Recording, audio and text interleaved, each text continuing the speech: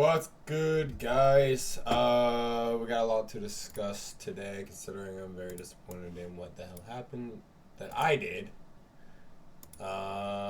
So I could have made about 1400 today, but I decided to treat low impact news as high impact news. So here we go. And the move was already made and done, and I basically, yeah. So, okay, here's the, here's the deal. So, let's just start off in the beginning.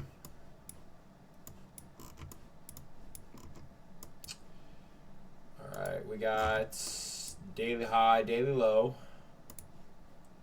And then we got low resistance liquidity, external liquidity stacked up right here. That could be potential to target in the session, but obviously price didn't do that for the remainder of the session. We got London high, or we got Asian high, London high,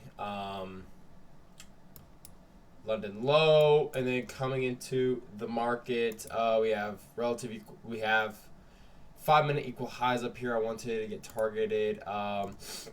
Same thing on not same thing, but like same thing when it comes to like these confluences. Oh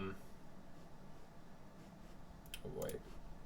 Well, I forgot to mark these out, but Asian high, London low. Same thing happened.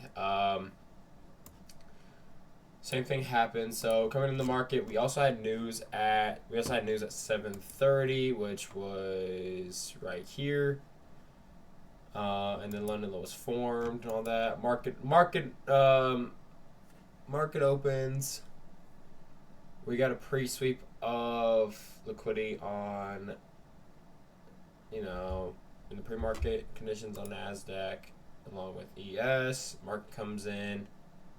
Didn't sweep it out, formed a bullish SMT, and mind you, I was bullish, so my bias was bullish today just because of I was thinking it was basically this was it was gonna be a London manipulation near continuation up to these highs. Obviously these highs didn't get hit, but we had these 5-minute equal highs up here that were really prominent, so I wanted to target these. We also had existing home sales at 9, but even though we had that news, it does not matter. And yes, I mean, it is volatile news, but it's also news that you can trade before it comes out. So, as long as you give it some room.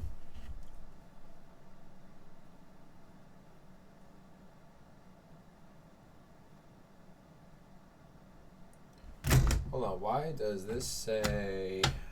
my Forex shit say, or not Forex? Oh, that's why. Okay. Anyway, so I formed a bullish S&T off on the 1-minute time frame on NASDAQ. We came and swept these out from right here to here. But it didn't really matter that much. We also had a 1-minute breaker structure.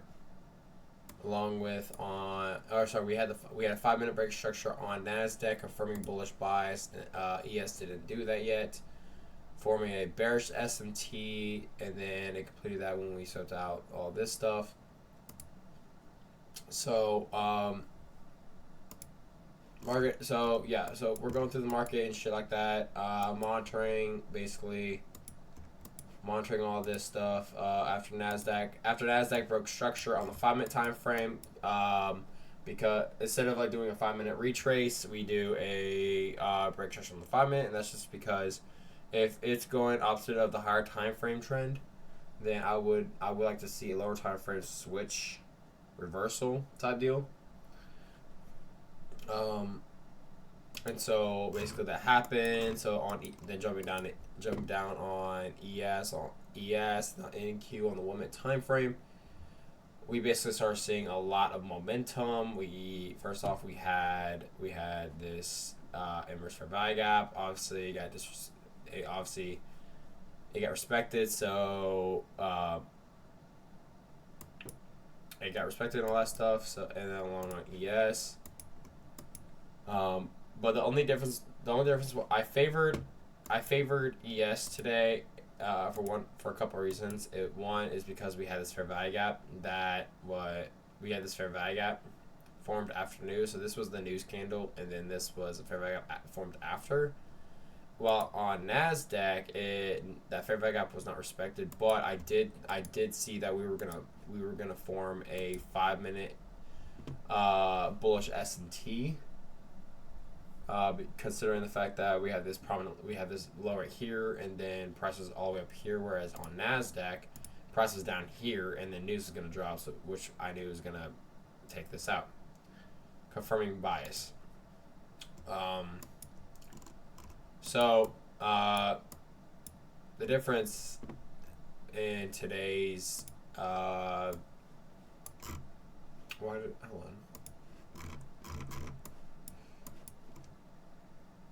Yeah, we had this, relevant equal, bada bing, bada boom. Yeah, we had. Here's my whole thing was that we had a bunch of low resistance liquidity stacked up today. Especially when it comes to, let me show you this, ES. I knew ES was going to take out all this low resistance liquidity.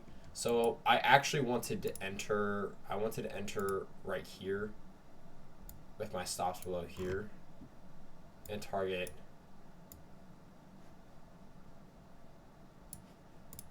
this for a 1.22 risk reward ratio right here. This is the trade I wanted. This is the trade I wanted, and then of course targeting all the way up here as well. Well, actually, I don't know if I would have made 1,000. I definitely would have made close to 1,000 off take profit 1 on this one. But yeah, it would have been stopped out right at 10-12. Yeah. Okay. Well, anyway, this is the actual entry I wanted. Because this is the entry I wanted, but yet I decided to treat low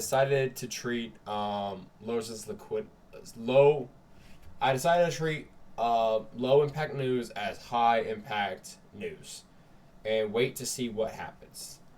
But even then, I still could have entered, and I didn't. And I'm very disappointed in myself because I have been over this with myself. I got into my the mistake I made was I got into my head today. I definitely kind of got into my head today about that whole news thing. So definitely, how can I improve is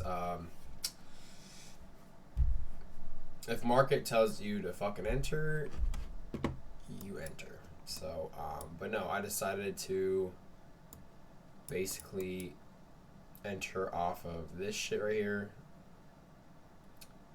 And then we took out take profit 1, and that's just where my brain just went out the door. So, but yeah, so instead of today being a day where I could have gotten out of drawdown from past mistakes, because I finally understand like everything, all my stuff, honing in on everything, I decided to dig myself even a deeper hole. So by giving back $655 back to the market. So yeah, this is a very bad week.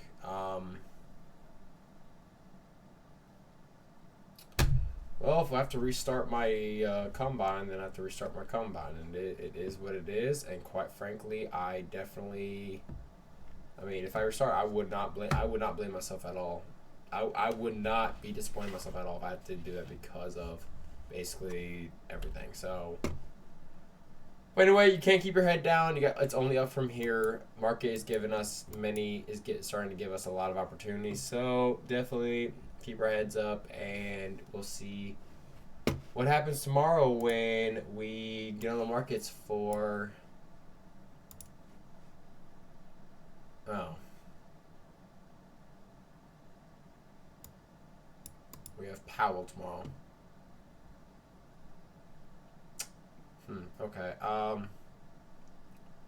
Yeah, we have Powell tomorrow. We have new home sales. We have CB at 9.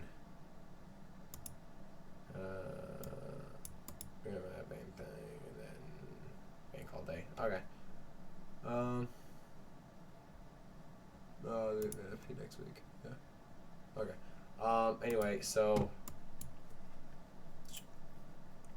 Yeah, but anyway, I mean, good trading day.